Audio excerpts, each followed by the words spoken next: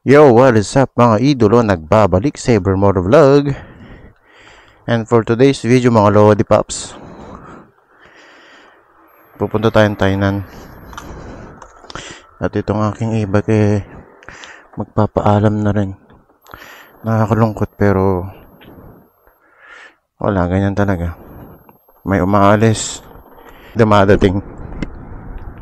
So let's go. Naku po, parang uulan yata .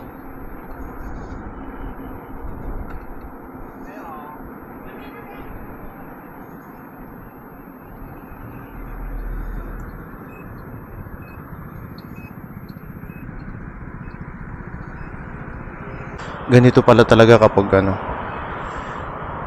bibitawan mo isang bagay na matagal na sa'yo, napamahal na sa'yo.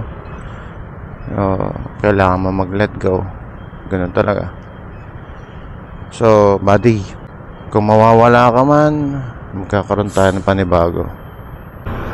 Pero di bale, magkakasama pa tayo hanggang mamayang hapon. Pero syempre mga idol, bago ang lahat, ay naku, muntik na yung cellphone ko malaglag. Ano ba yan? Kanina titignan natin yung yung bago nating, alam niyo yun, bago nating kasama sa pagbablog, magiging partner natin habang andito tayo sa Taiwan. So sana maganda siya. I mean, maganda yung motor sana okay, maayos, hindi tayo bibigyan ng problema. Kaya check natin na mabuti.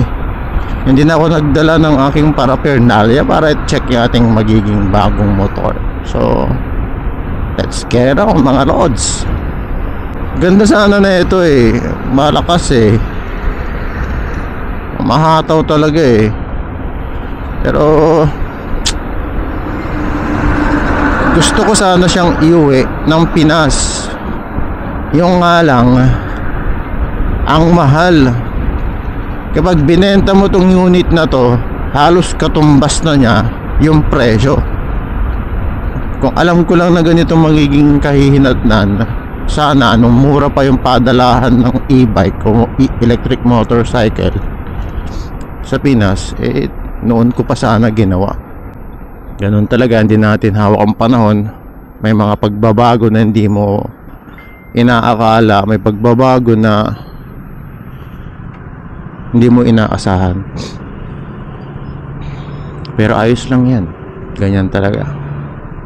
You must accept the fact na, alam niyo yun, yung iiwanan ka ng taong minamahal mo. Ano yung connect nun? Joke lang mga idolo. Baka malit ako sa aking kausap. Maganda rin yung ganung motor kaso scooter, gusto ko kasi di cambio At pag dumating ang bago nating body, so syempre patatakbuhin natin yon, i-road test natin yon. At baka hindi na ako taong bahay, taong gala na ako. Pero di bale, walang problema, ganyan talaga yung buhay. Kailangan mag-enjoy. Huwag masyadong seryosohin ng buhay mga idol, kasi alam niyo yun, masyado mo sineseryoso tapos hinahanap mo yung mga bagay na alam mong wala sa'yo, hindi ka magiging masaya. Makontento ka kung anong meron sa'yo. Ganun yun. At yung mga wala sa'yo, pangarapin mo, mangarap ka, pag-ipunan mo, pag-igihan mo, pagbutihin mo. Kung anong mga nagawa mo ngayon, dapat kinabukasan doblehin mo para maabot mo kung anong gusto mo. So ganun lang yun mga idol. Ang galing magpayo pero sa sarili hindi ma-apply. Joke.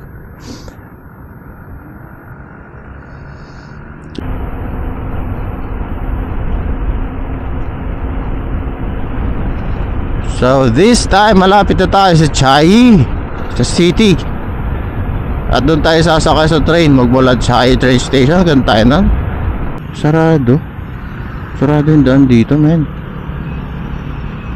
What happened?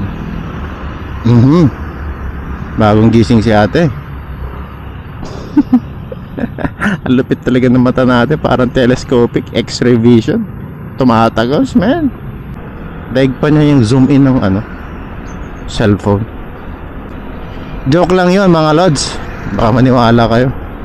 Mamaya lalo naka-vlog to, galitan tayo.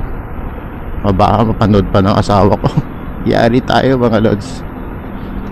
Konting konting kaalaman lang. Dito sa Taiwan, halos almost population ng mga Taiwanese dito, sa mga babae, siguro mga 99% marunong magmotor yung mga babae. Unlike sa Pinas, umaasa lang sa pagbaback ride, mga pampasaherong tricycle, jeepney, ganyan. Dito hindi. Obligado silang magmotor kasi wala silang pampasadang Ang meron lang taxi, bus, train. Yan lang. Sa Pinas kasi, mangilan-ngilan lang, siguro mga 60% lang yung mga marunong magmotor sa Pinas, sa mga babae.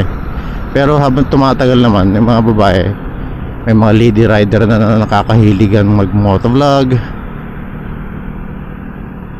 Dahil exciting naman talaga kasi. Iba kasi yung pakiramdam kapag nagmo-motor ka. Yung ramdam mo yung hangin sa mga pisngi mo. So guys, ito na yung ating bagong partner in crime. Nandito tayo sa LTO ng Taiwan. So Suzuki GSX 150. Ngayon papangalanan natin siya. Ano kaya maganda pangalan? Sky. Ayan.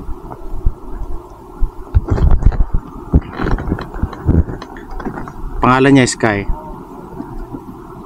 So mamaya i-walk around natin siya at alam niyo na, first bike dito sa Taiwan. Mandali.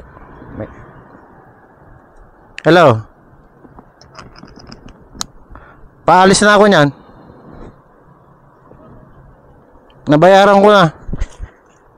Grabe, may naka Z9 dito.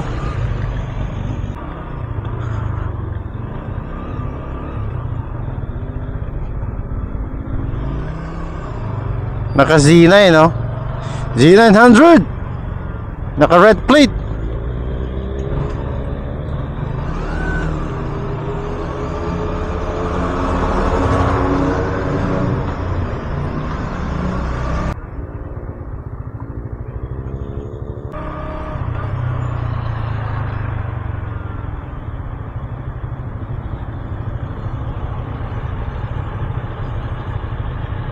So guys, hanap muna tayo ng kakainan. Ang ganda talaga na ito, naka-Akrapovic.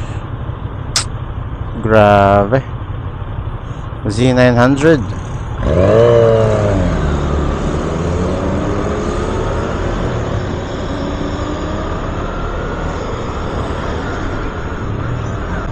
Mali yung dinaanan ko, men.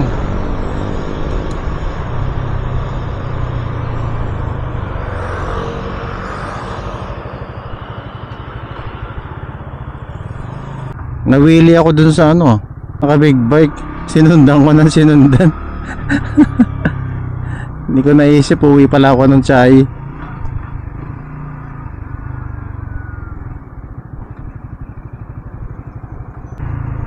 KFC. Saan pwede mag-park?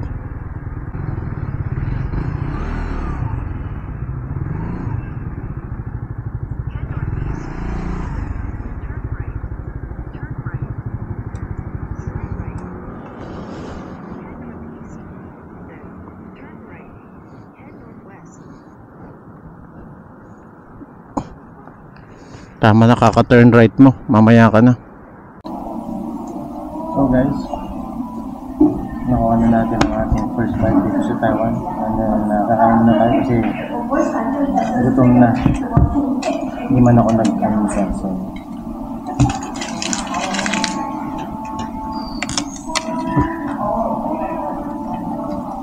sana manalo to. Tawa natin. So kita natin pagkain. Kain muna tayo guys. See you later. Bye. So ayan guys, katatapos natin mag lunch. Nasana yata ako sa mabagal. Mabilis to ah.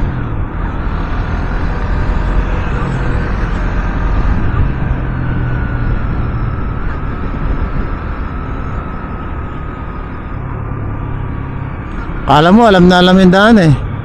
Hindi na tumitingin sa ano. So guys, pansamantala mo natin puputulin ang ating vlog. At kita-kita ulit tayo sa susunod na ating mga video. Pauwi na rin ako sa dorm sa Chai. And kita-kits tayo mga idol.